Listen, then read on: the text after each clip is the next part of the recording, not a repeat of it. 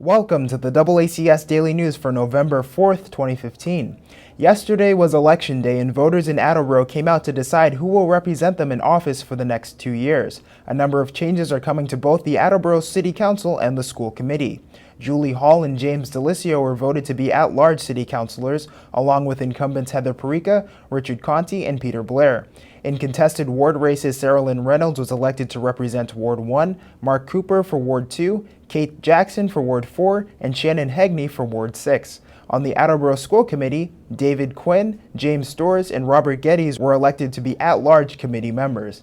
None of the school committee ward seats were contested. Stephen Withers Sr. was elected to the position of city clerk. We were able to speak with several of the newly elected candidates during our live election coverage yesterday evening. First, we have Stephen Withers Sr., who will be replacing retiring city clerk Betty Shockrue. Program host Dominic Katoya asked Mr. Withers about what he brings to the office. What do you bringing as city clerk? I think the biggest thing I'm bringing is two things. I love Attleboro, number one, and number two, my entire background, professional background, is customer service, working in hotels and restaurants. And I just want to build on what is there. The customer service is fabulous, and I want to build on that and see if we can't make it a little more technologically advanced, the office. We spoke with at-large Councilor-elect Julie Hall about the issues she hopes to address next term. Well, I think, the budget is always an issue. There's always, never enough money.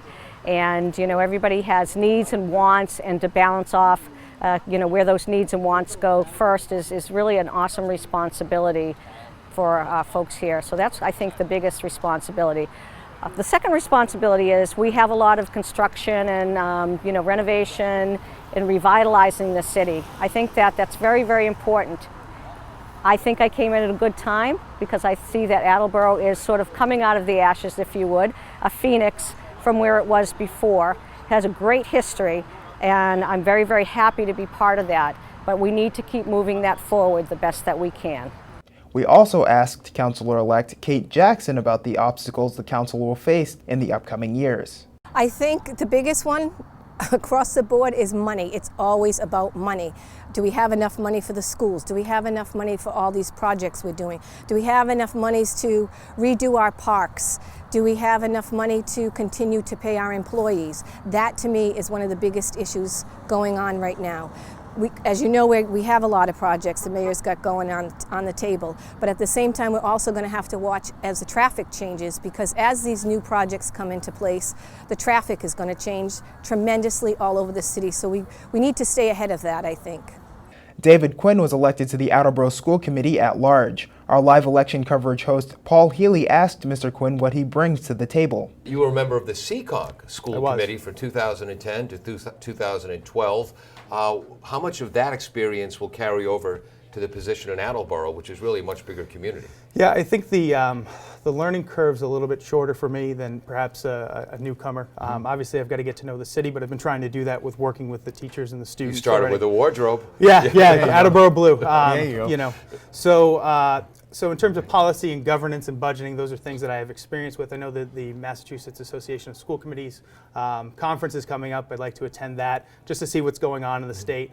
I've been working in other districts, learning what they're doing at the middle school level. So trying to bring as much of that to Attleboro, but also sharing the wonderful things that's already going on in our district.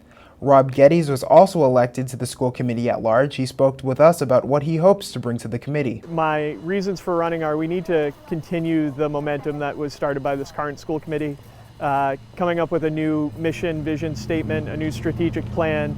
This is a very exciting time for our schools, and we need to continue that momentum. I think updating the schools in terms of the technology are the biggest issues facing this upcoming committee. Integrating technology, continuing to improve our community engagement.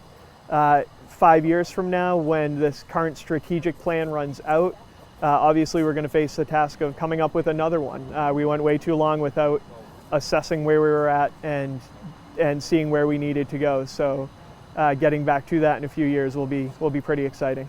That's it for today's update. For DoubleACS News, I'm Austin Ricketts.